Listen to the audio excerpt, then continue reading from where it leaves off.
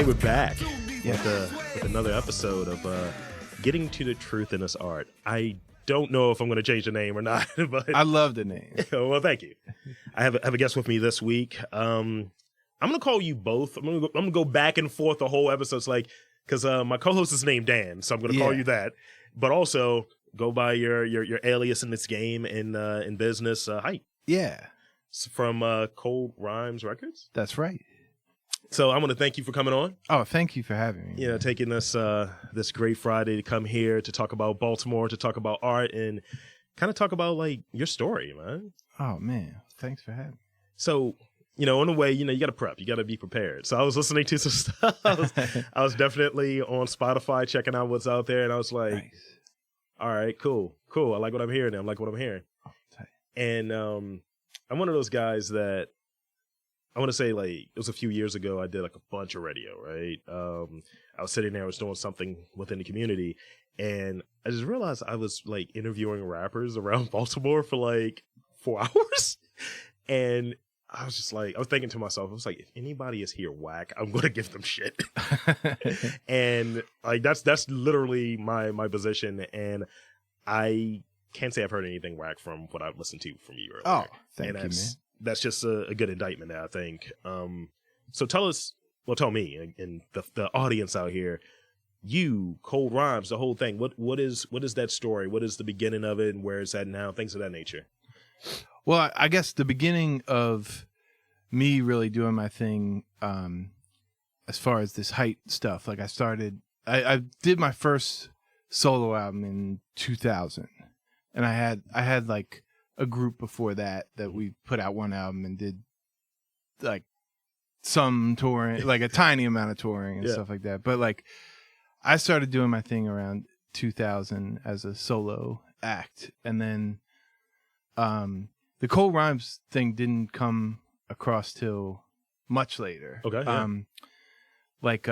And I was, independently putting out records like everybody is, but like I didn't think of the idea of like bringing other people in and like having one banner for it till like are you familiar with Friends Records?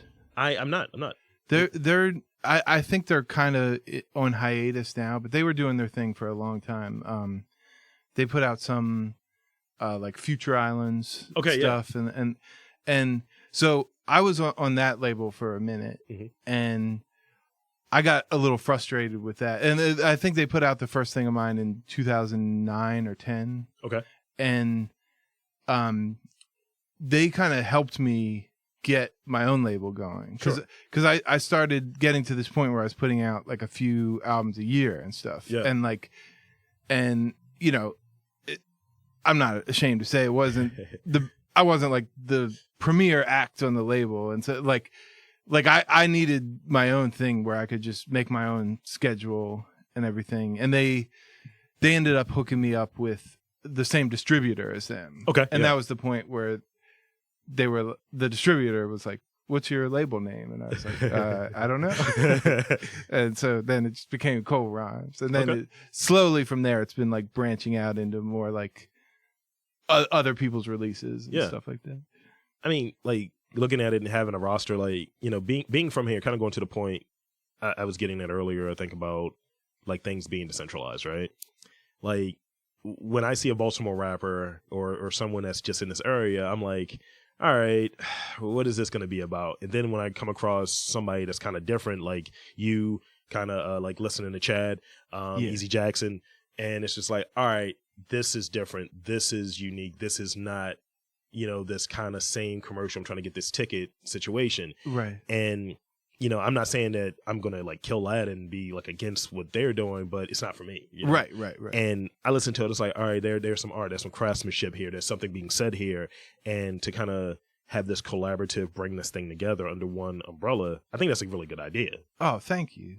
Thanks. And and to me, it's been a lot about like, there's not, Chad was joking about like his multi-million-dollar deal with Cold Rhymes on the last episode, but I think if anything, what like when I started doing it, I was real concerned about like what can I really offer people. Okay, yeah. Like like as far as acts, because I don't know, I've been on a lot of different labels through the years, and there's been a lot of times when I've been unhappy. Sure. And I'm like, we don't have any money, we don't have anything, so what can we do? And it's like, I think like the biggest thing that we help do is just organization.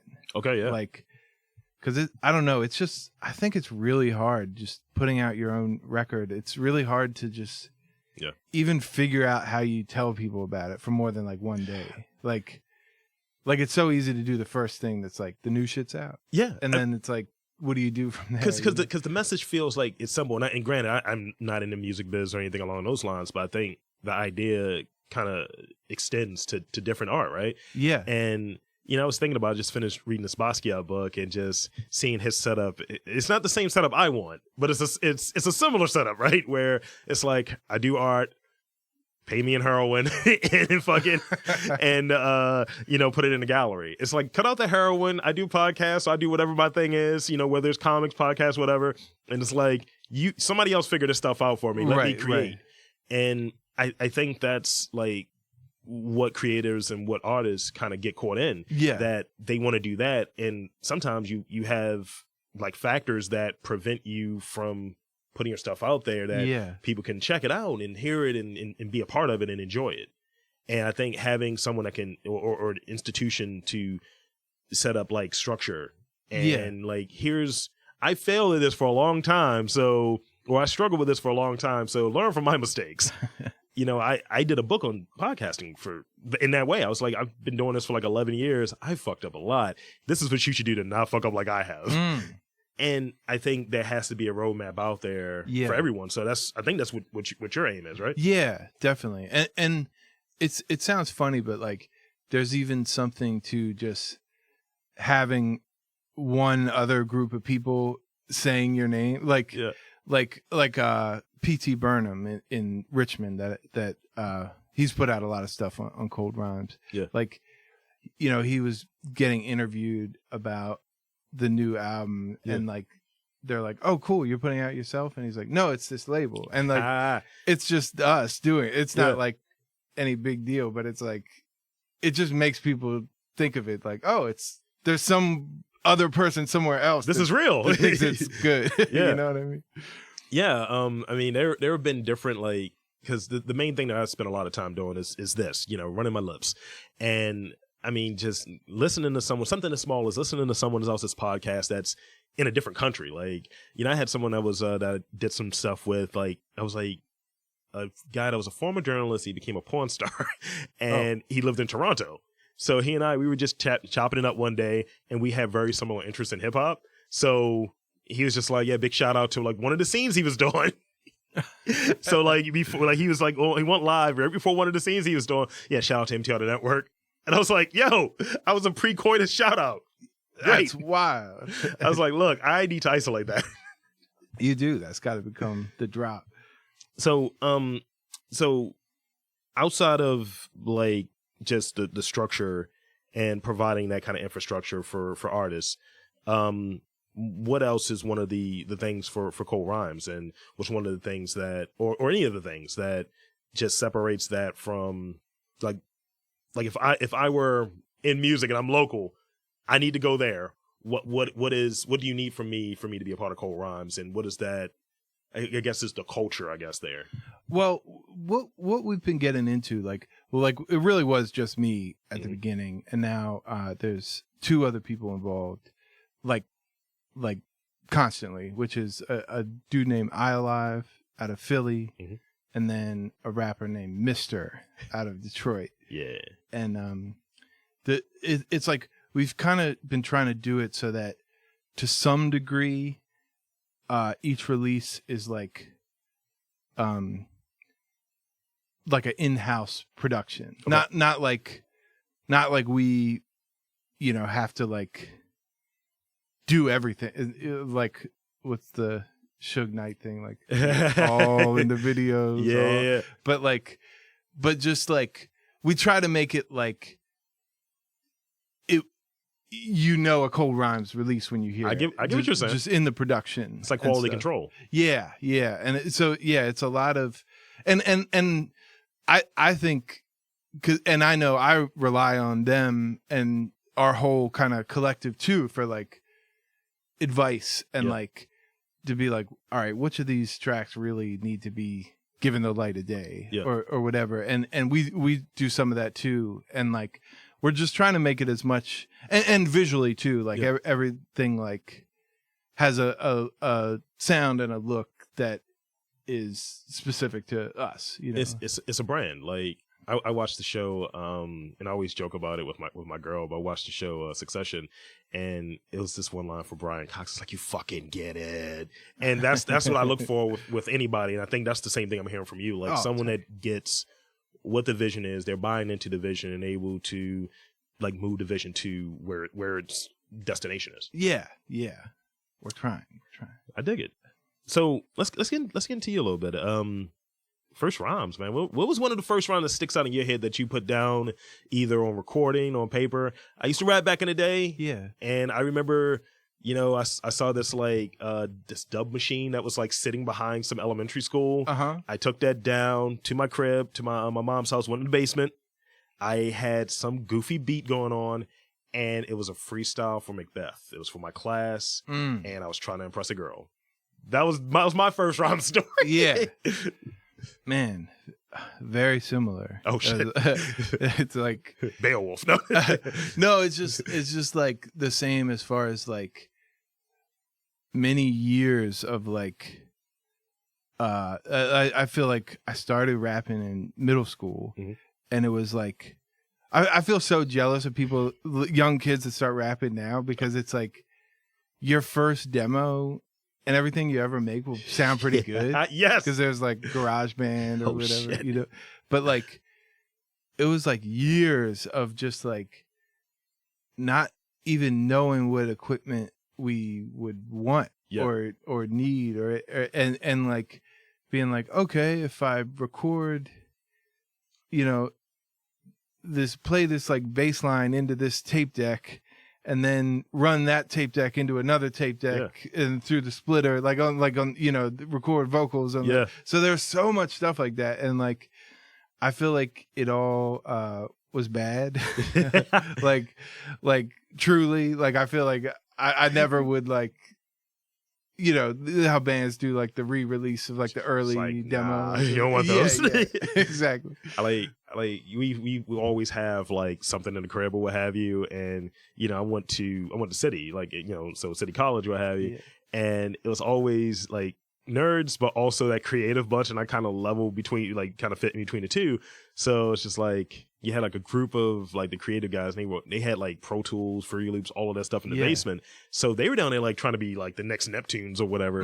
And I remember I was going home because I'm lightweight jealous and like, I'm gonna rap over these beats. Fuck it. And I started doing that, and I would come there and just like drop like CDs in people's hands, like, yeah, check this out. And it was terrible. I went back through and listened to some of that stuff. I was like, what the fuck was I thinking? You hate thinking about those CDs floating around out there. Yeah.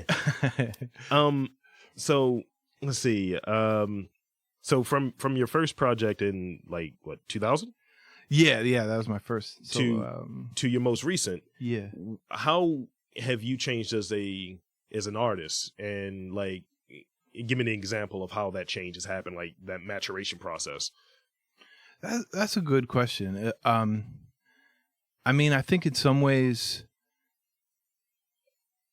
you're more aware as you get better. You're more aware of what will stand the test of time. Like all my albums that I've put out, I even like the earliest one from 2000, I still feel proud of it, and like I think it's good, but there's just always like moments where it's like you just haven't matured enough to be like okay, this is a risk worth taking. Like this weird thing I'm about to do is like the hill I want to die on. So the verse, like stuff that's just like, there's definitely shit you go back and listen to where it's like, why did I think this was important to say, or whatever.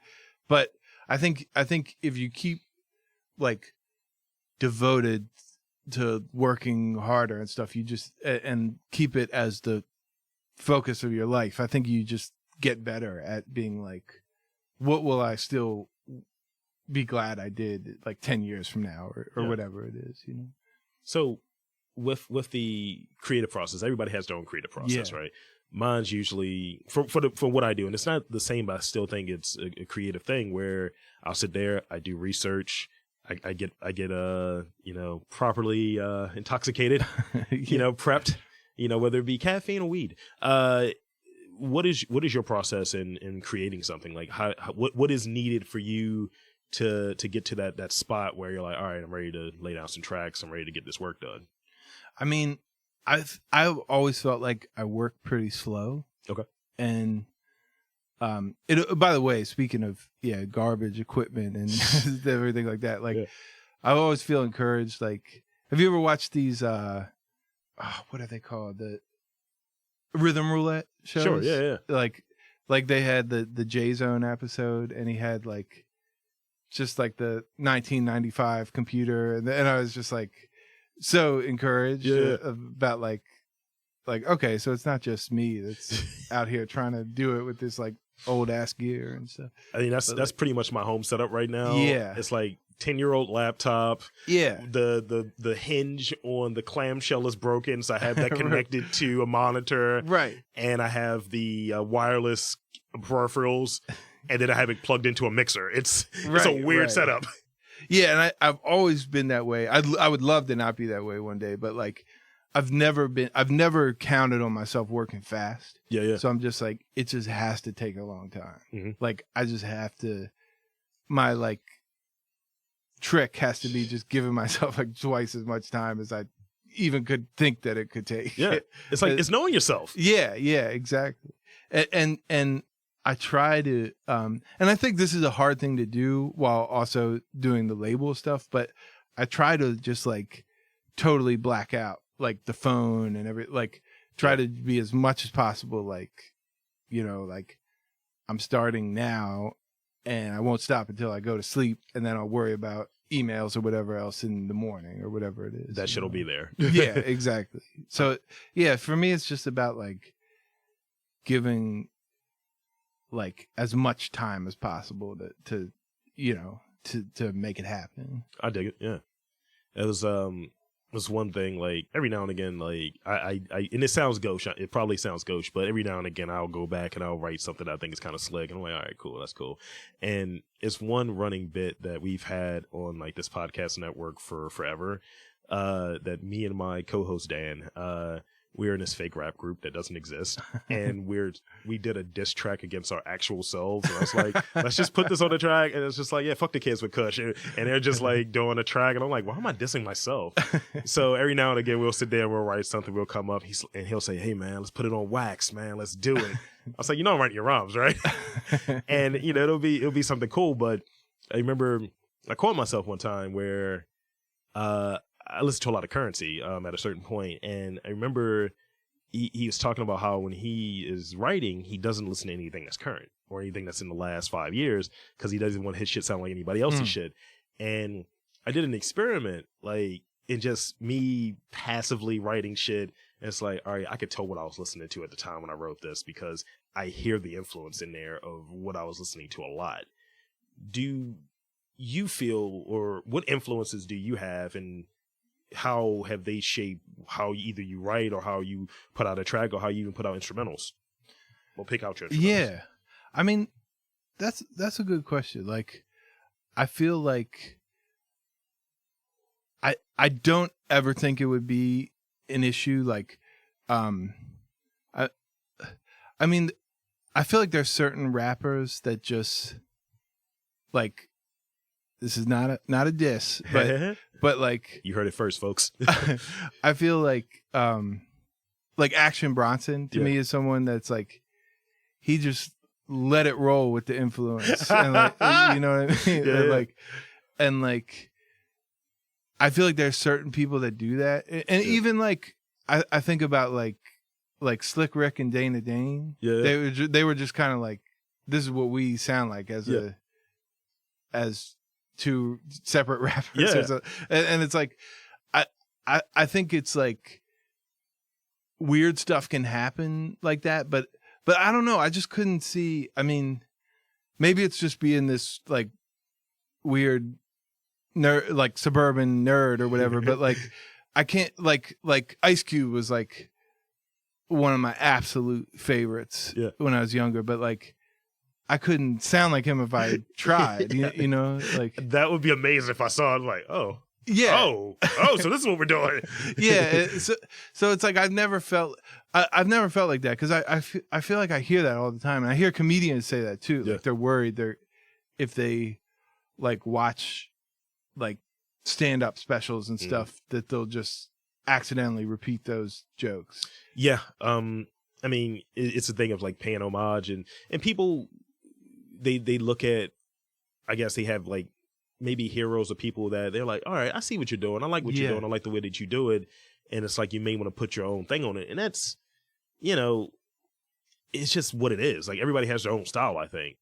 And if you're going to do something, it's like, it's all right to pay homage. It's all right to, you know, say, all right, I dig what this person is doing, but know what your thing is too. Yeah. And I think that's what that is. Yeah. And I also think there's a thing where like, people, I think there's some things that are more acceptable to borrow from than others. Sure. Like I just think about like blues stuff. Mm-hmm. Like nothing is not influenced by blues. Yeah. Like even stuff that's meant to sound like it's not. Like even like krautrock and stuff like that. It still has like that's still like they're trying not to sound like the blues, but it still is like that. But like then I feel like there's other stuff where there can only be one of that thing. It's like Highlander situation. Yeah. Are you familiar with like King Crimson's catalog at all? I know a few songs like that kind of pop on Spotify, but not the full catalog. Yeah, like they have one album where they just sound to me exactly like Talking Heads. Okay, yeah. And like the singer sounds exactly like David Byrne, and it's like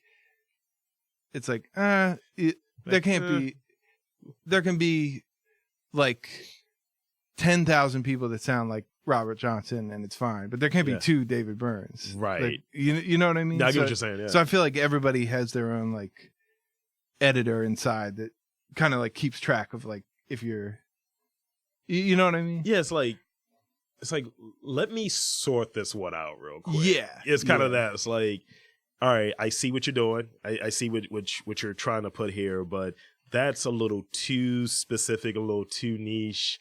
And that person, like using the Byrne example, it's just like if you're aping elements of his style, like it was something I was listening to earlier, like called Glass. I forget that, like Glass Party or something, and it has an 80s vibe, and it sounds like exactly like another band. Right. There are some influences here, and I see where their difference is at. I was like, yeah, I feel like this is just one project. I feel like the next one's going to be different. Yeah. I was like, I'm hoping it's just that. So one of the things we like to cover outside of the art element and all of that kind of stuff, because that's important, because I think Baltimore's for artists. Let's get into Baltimore a little bit. So you're from here, no? Or I'm from Catonsville. Yeah. Oh, okay. I heard shade thrown at. That's always shade. The county. That's always shade. I was working on this really Baltimore centric. It's me ripping off. It's a treatment at this point, but it's me ripping off the Warriors, and I was like, let's make it Baltimore centric. And I just want one line that shades the county. It's like the protagonists in the story, they're running away from the bad guys, and it's actually in this part of town, by the way. And it's like, we gotta get to the train station. If we can get to Owens Mills, nobody goes to Owens Mills. And one of the guys like, I don't want to fucking go to Owens Mills. I'd rather die. And I was like, okay, that's got to be in there somewhere, because I think that's a regular feeling. What would you say the biggest misconception is about Baltimore? Man, I mean, I feel like the obvious one is that it's like The Wire. You get it. I mean, it's like, it's so frustrating because like, and I've heard other people say this too, like going on tour, it's like, you'll be in Detroit and people will be like, is it really like on the wire? Yo. And it's like, well, look around you. Like every city in America is like saying this shit for years. Has like the wire part of it. Yeah. And I don't know. They wouldn't make a HBO show about like Hamden because it's who cares? But like, you know what I mean? Here's the thing. Like, going to Morgan and being there with people who are from the area and kind of outside of the area, same questions, right? Yeah. And I have a relatively intimate kind of relationship with that thing. Like, The Corner and The Wire. Like, I went to City, the guy that co-wrote it was one of my teachers. So, like, I'm around this shit and, hearing it and kind of going through the different programs and stuff that were depicted in some of the seasons. I'm like, yeah, what's different in that? If they're saying Baltimore is essentially that, then Chicago is the Chi? Right. Is New York, like New York Undercover? I don't know what show they have now. Yeah. Or SVU or whatever. It's low. No, it's fiction. Stop being influenced by fiction. And I don't think that's what the people were like. David Simon and what's the other guys? That's Ed Burns. Yeah, yeah. I don't think that's what they were trying to say. They were trying to tell the story of like American cities and like everything else. And like I think it when I toured in England, that it was like then this is not long ago, but every person wanted to talk about The Wire. Holy shit. And it seems like it just really like captivated them. Yeah. And it's like, I mean, I don't know. It's like being over there. It's like there's places over there where it's a pretty desperate situation too, where it maybe wasn't, I don't know, 30 years ago or something. You can just say you're going to Top Boy Land or whatever. Make it that. Right. I mean, I felt like a celebrity this one time when I was in Clovis, New Mexico. I have a half brother that lives out there, and whoa, I got to ask you about that. Okay. I have a obsession with Clovis, New Mexico. Okay, so he was out there, and when my younger brother and I came out there. And it's not too many black people there. Yeah. And he was just like, yo, they from Baltimore and they're killers. They on the wire. And it's like everyone's just coming up there just asking us questions. It's like, is there really that many drugs there? It's like, yeah, we sit on couches everywhere and shit. Yeah, we use nail guns. We fake murders. It was like a lot of wild shit we were saying. And I was like, I'll whore out to be a celebrity for a bit.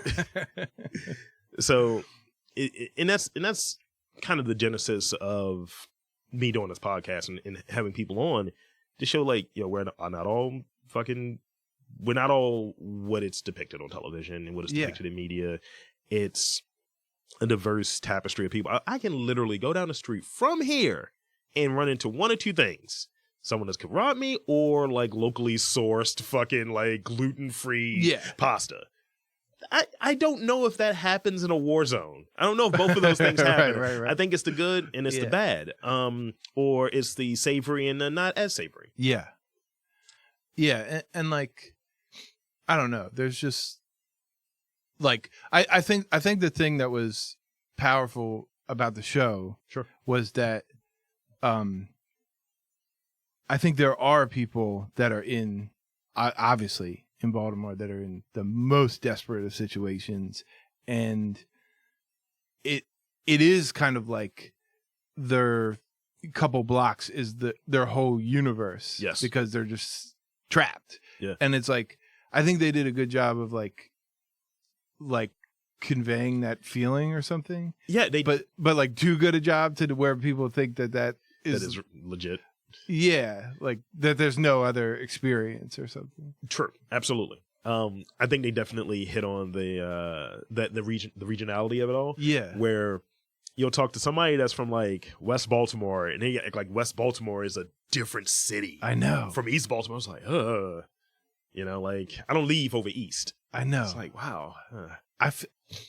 That's something. As a county to city transplant, I feel like I'll never truly understand because it's the Baltimore L.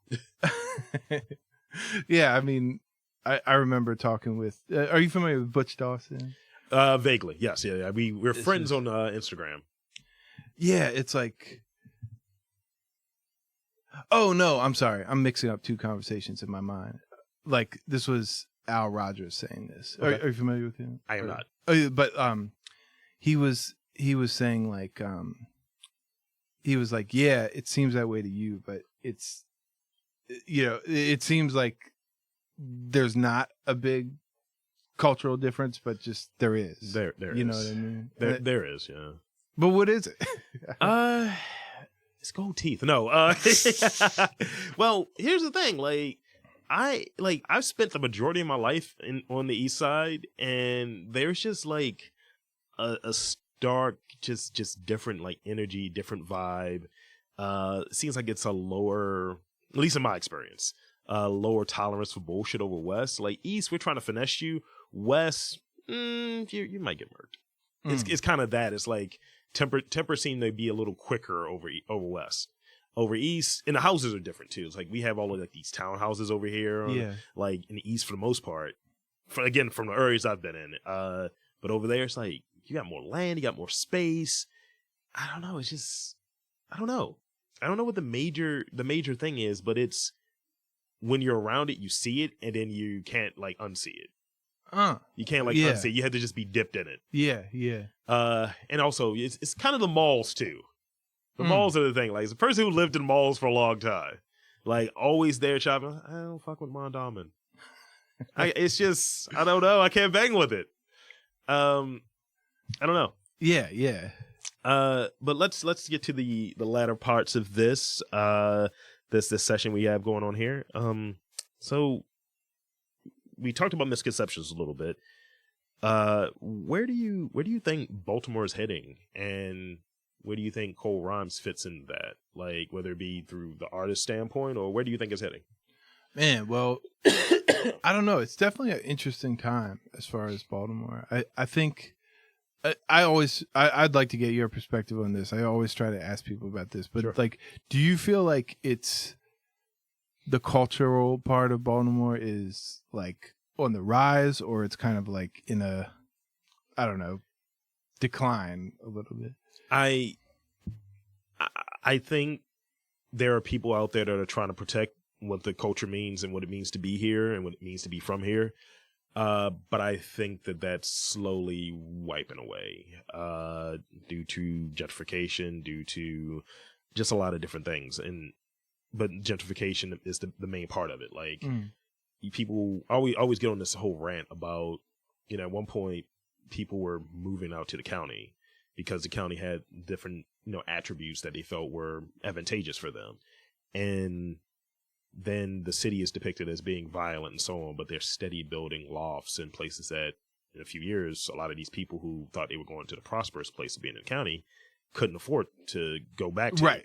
So it's like the people that made up Baltimore being replaced by transplants. And I think that kind of takes away from what it is to be a Baltimorean. You got to have some type of balance there, I think. Yeah. Like, I bought a house actually in the neighborhood I grew up in as a young teenager. So being back over there and seeing how much change has happened over like about 20 years, it's just like, all right, I see what's happening here. And one of the things like I look at of who, and from a pop culture standpoint, right? Who is the representative from Baltimore? And that list is getting shorter, it feels like. That's what I'm feeling too. Yeah. I'm feeling like kind of like there was a point where, I mean, there's always been so much stuff happening in Baltimore. Yeah. I like, and like, I don't know. I feel like you could go back forever and like from the beginning of there being people here, there's just always interesting shit going on, and like, I think it feels to me kind of like there was a period like I saw a huge change in the early 2000s where are you familiar with Dan Deacon? Yeah. Like to me he played a big role in like cuz we were friends like when I used to go up and play at his college, at Purchase College in New York. And then when he moved here, I think he was one of these people that was just like such a great organizer and facilitator of like he saw a lot of shit like, oh, there's these giant like rooms in the Copycat where you know we can set up shows, we can do this, we can do that, and like I feel like there was almost this peak in the early 2000s of like all these artists, whether they're coming in from other places or people that grew up here, figuring out like, oh, let's mobilize people. Let's get this going. Let's get that going. And then I feel like that kind of stopped. Like I feel like maybe it's so, there's certain areas that are so gentrified at this point that the type of person that's moving in, they're like, we don't care what you guys have going on. And that's one of the things. Like, at one point, like over the summer, I don't want to say the name of the place because I may still have a conversation with them, but it's a college here that's known for creative things. Okay. And you know, they hadn't set up over there in the neighborhood, and they had like artist space essentially. And you know, I hit them up and they said, "Oh yeah, we'd love you to come around there." And I was like, "I live 2 minutes from your building. Like, let's talk." So we go through, we see their whole community arts thing. And I went there with my other podcast co-hosts, and we went there like representing our banner, and we were there representing our banner and as part of the community. And we had our piece on it, and just listening to a lot of people who have been around, who have been like historians for like that East Baltimore footprint, just kind of calling them carpetbaggers and just like, we don't want you here because you're going to be here for a minute, get our stories, and then you're going to go. And you're going to like, you know, profit off of it. You're going to do this. It's that inclination. And that program somehow disappeared. Yeah. And one other thing I'll touch on. Why is it like that whole 12 O'Clock Boys movie? Like, not the documentary, but the movie, The Charm City Kings or whatever the fuck. I didn't know. I know there's a documentary, but there's they're doing a scripted movie. Yeah, I believe that Jada Pinkett and Will Smith and Meek Mill are involved, and Barry Jenkins is one of the writers on it. And I was just like, so nobody from Baltimore can tell this story. Nobody. Yeah. And I was like, so Philadelphia, they have their scene, I get it, but nobody from Baltimore. Right. And I was just like, why don't we have that? Right. Like, why is it that way? And I think your point is very solid, where at a certain point, it's just went away. Right. It's just like early 2000s. We're going to work on it. People collaborate. People get to know each other. And because at the end of the day, I think, you know, you ever watch Hip Hop Evolution? I love it. So the New Orleans episode is the one I like the most. My favorite place outside of here is New Orleans. It was great. Yeah. And when the lady on there said, yeah, New Orleans is an ass-kissing city. And, you know, we love you once you're on. And I was just like, in Baltimore isn't? That's exactly what I said. My girl just looked at me and laughed. Yeah, that's the thing. It seems like this is how I would describe it. Yeah. Like, there's people that are moving here, and like I'm saying, it's kind of a different type of person. Mm-hmm. It's like working professionals that maybe still have some kind of interest in arts or whatever, but they're like, got it. Like Beach House, John Waters, Dan Deacon, and it's like Future Islands. It's like everything that's official already. They're kind of Edgar Allan Poe. yeah, exactly. and just like, and we eat crabs, and you know, and it's like it's just like it's all established already, and it's like that's fine. It's like I don't think every city can be this kind of place where things just constantly evolve. Sure. Like I think there has to be these like periods of like retraction or something. But absolutely. But it is kind of like alarming, I guess, because like one of my favorite cities to play is Atlanta, and there's a group there called Difference Machine that. I couldn't recommend them highly enough. like so tight, but I feel like in a city like that, it's like when I've played there with them, or you know, side projects of them and their label and stuff, the shows go great. Yeah. If you play without them, it's not shit, because it's like it's a big city, so there's a lot of competition. Totally. but there's enough people there and enough, I guess, like support for arts and stuff that it there can be these weird little pockets that pop off and stuff. And I feel like it's different here because there's just not that many people here. Right. So it's like if you see like, you know, places where there used to be artists being replaced by more yuppies, it's like and then just abandoned houses and stuff. It's like this is not, it feels like it's just like feast or famine, and there's like no room for people in the middle to. That's why I support a place like this. Yeah. Ultimately, because you know, you remember the Annex Theater? Oh yeah. I like the first live show that I did the whole process for, like mapping out all of it. I was like everything. That was kind of what me and 83 were talking about. Like, I'm the artist, I'm the all of that shit.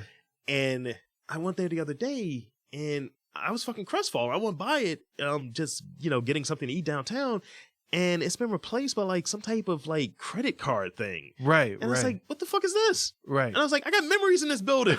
Right. So we're gonna get ready to wrap up here. Two things. Piece of advice you would give to someone that's looking to add that structure around their creativity, to add that kind of component, and your social media shout out, what you got coming up and all that good stuff. So spin it. All right. So I guess as far as advice, as far as organization and stuff, I would say, if you, no matter how insane it feels or how like desperate you feel or anything like that, like, I would say just putting yourself out there and being like, this is what I have to offer. I feel like you just will find people that that appreciate that. Yeah. And like you know, if you're willing to just like be humble and like keep working and be open to other people, there's people out there that will give the same thing back. I would say, and it's worth it to do in a world like, I feel like the music world in general, there's a lot of like flakes and just crazy people and stuff. So there are. But like, if you are not like that, you will find other people that are not like that. That's a gem right there, actually.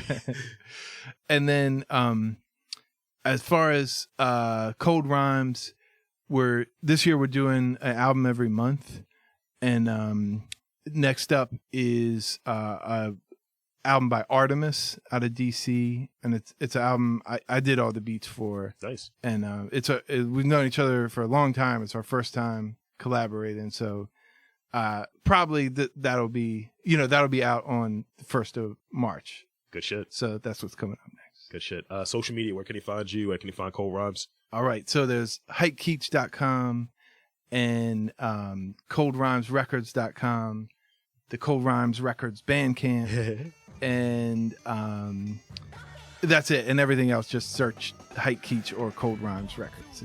You'll find it. Well, this has been great. Man, thank you so much. Thank you for coming on. Pleasure. This has been dope, and this has been a episode of Getting to the Truth in This Art. Till next time, it's been real.